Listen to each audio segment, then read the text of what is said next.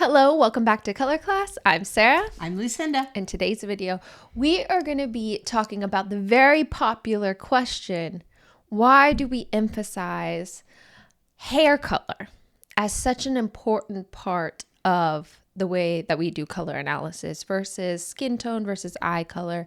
But when we talk about hair color making up a larger proportion of color analysis than your skin tone and your eye color. So let's get into that question. This has been a very controversial topic, Right. Sarah, as you know. Mm-hmm. And when we first started doing our videos, so many people said, why aren't you doing skin tone? And we've explained over the course of our videos why it's important to do hair color versus skin tone. Mm-hmm. And we thought it was important to reiterate that point because it is part of a much larger point that we want to make.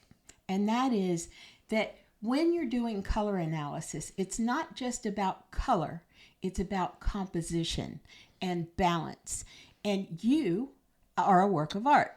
And we have quite a few artists who subscribe to us. And those of you who are artists will know exactly what I'm talking about when I'm talking about composition. Because a composition is what you look like from the top of your head to the tip of your toes. Now, if we're only talking about skin tone and we're only talking about using skin tone in a color analysis, what happens to your hair? Which is a critical, important piece of how you look. If it's ignored, then there is something that's floating out there at the very top of your column. I mean, basically, what we're trying to create is a columnar effect. You as a statue, a column, and as a balanced work of art from the top of your head to the tip of your toes. Hair color frames your face, and in framing your face, it becomes critical and most important. Mm-hmm. Especially when you have some big fluffy hair like me. Or when your hair is a color, when it's like my hair, it's gray. And, a person could say, well, maybe, your hair isn't that different than your skin tone.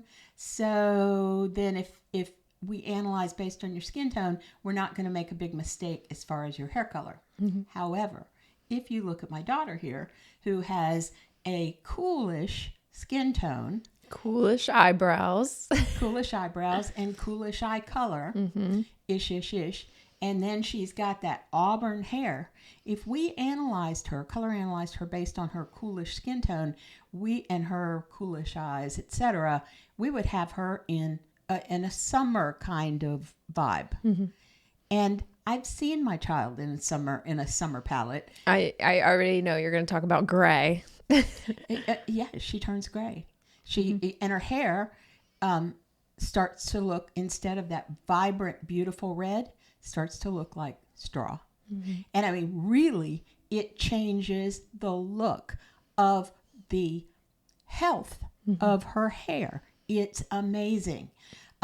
So once again, when you're questioned about this, or when we're, discussing emphasis on which parts of your own personal color landscape are really important versus less important, we are always going to land at hair color.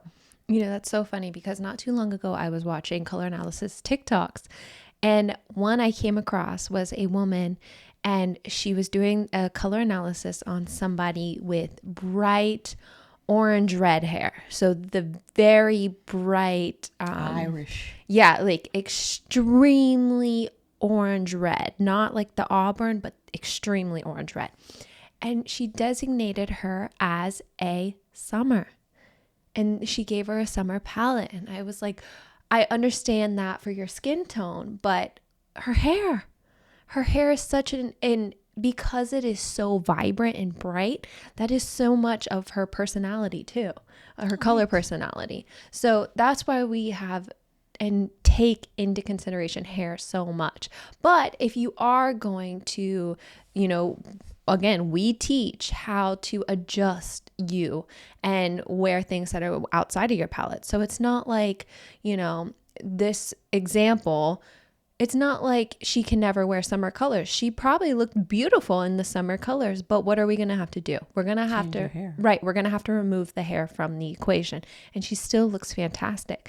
But we also need to mention she does need to warm up her skin tone a little bit to emphasize her hair. So if she's going to emphasize her hair, we're going to warm up the skin tone. If she wants to emphasize her skin tone, then we're going to have to try to remove the hair, pull it back as much as possible. And that is truly an unfortunate situation because what is it they say about your hair? That it's your crowning glory. That expression has been around 100 years or more.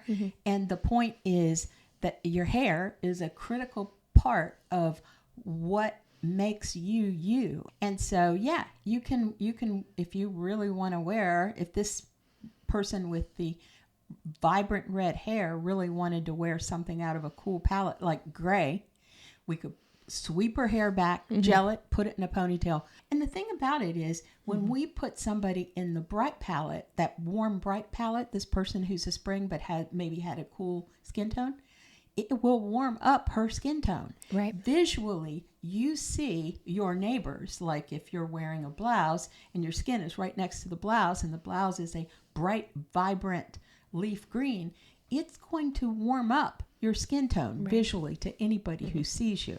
And that's just an optical illusion. Right. We did that on our optical illusions video. We even took, was she a summer or was she a spring? All we did was change her hair color and showed you how her skin tone changed based off her hair color. Yeah, it was the exact same. Yeah, it was the exact same image. We just changed the hair color and you could see how her skin tone shifted from warm to cool just based off how her hair shifted. So you want the shift to make you look better, not worse. Right. And basically that's how we create our priorities. And when we do color analysis, we have a segment of our color analysis that we call the perfect balance. And we go through a number of factors that basically make sure that you are balanced, that your coloring is balanced from head to toe. And there is nothing more important than that in composition. If you ask any artist, if you look at any book, the masters, the modern day masters, anybody, they will say there is nothing more important than balance in your composition. Or if your composition is not balanced, that you design for that. That there may be an asymmetrical factor to your composition, but you've designed for that. And that is our credo, that is our philosophy, that is how we do color analysis. So if you are interested in color analysis, I would absolutely recommend coming on over to our Patreon page. We are having such a great time, not only building our community, but actually learning about each and every one of you. We are learning different seasons. We're learning different techniques of color analysis, and we're having a really good time. You also digital content. You get free downloads if you are a paid member. So we've already done all 4 seasons of the 12 palette, and we have beautiful downloads. Some sprinkled in like summer colors to wear, things like that.